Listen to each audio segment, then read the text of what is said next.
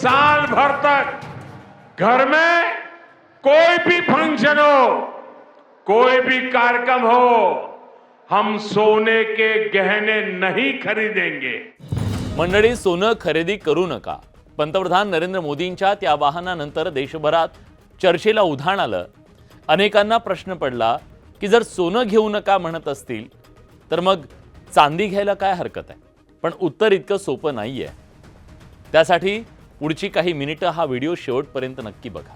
भारत हा जगातला 3ऱ्या क्रमांकाचा सोन्याचा ग्राहक देश आहे, हे तुम्हाला माहिती आहे. भारतीयांचा सोन्याशी भावनिक, सांस्कृतिक आणि आर्थिक असा तिन्ही प्रकारचा संबंध आहे. लग्न समारंभ असो की सणवार असो, गुंतवणूक सोन्याला भारतात विशेष महत्त्व आहे. पण याच सोन्यामुळे देशाच्या परकीय चलन साठ्यावर प्रचंड ताण पडतोय.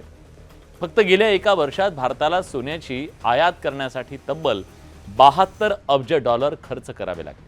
म्हणजे भारतीय रुपया जवळपास 6 लाख कोटीहून अधिक रक्कम. आणि फक्त सोनंच नाही तर चांदीसाठी सुद्धा भारतानं जवळपास 12 अब्ज डॉलर खर्च केले.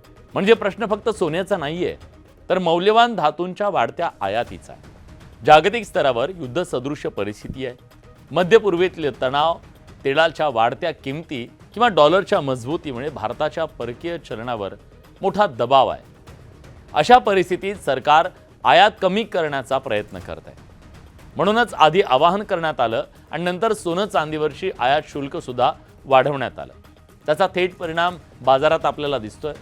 चांदीच्या किमती एका दिवसात तब्बल 18,000 रुपयांनी वाढल्या आणि 1 किलो चांदीचा भाव जवळपास 2,87,000 गेला. सोनं तर आधीच विक्रमी दरांवर पोहोचलंय.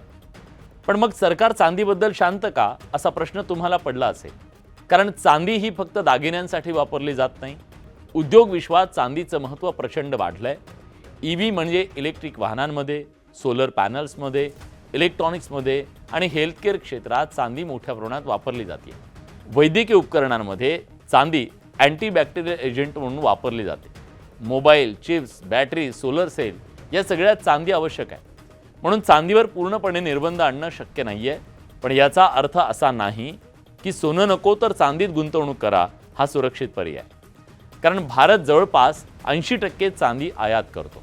म्हणजे चांदीची मोठ्या प्रमाणात खरेदी झाली तरी देशाचं परकीय चलन हे बाहेरच जाणार आहे. त्यामुळे अर्थतज्ज्ञांचं मत स्पष्ट आहे की सोन्याच्या ऐवजी चांदीत अंधाधुंद गुंतवणूक करणं देशहिताचं ठरणार नाही. आजचा मुद्दा फक्त गुंतवणुकीचा नाहीये, देशाच्या आर्थिक स्थैर्याचा आहे. आपण जितकं आयातीवर अवलंबून राहू तितकाच रुपयावर दबाव वाढेल. आपला रुपया खाली येईल आणि शेवटी या सगळ्याचा परिणाम महागाई, इंधन दर आणि सामान्य माणसाच्या खर्चावर होणार आहे. म्हणूनच सरकारचा स्पष्ट संदेश आहे, अनावश्यक मौल्यवान धातू खरेदी टाळा आणि देशाचं परकीय चलन वाचवा. याबद्दल तुमचं काय मत आहे नक्की कळवा. धन्यवाद.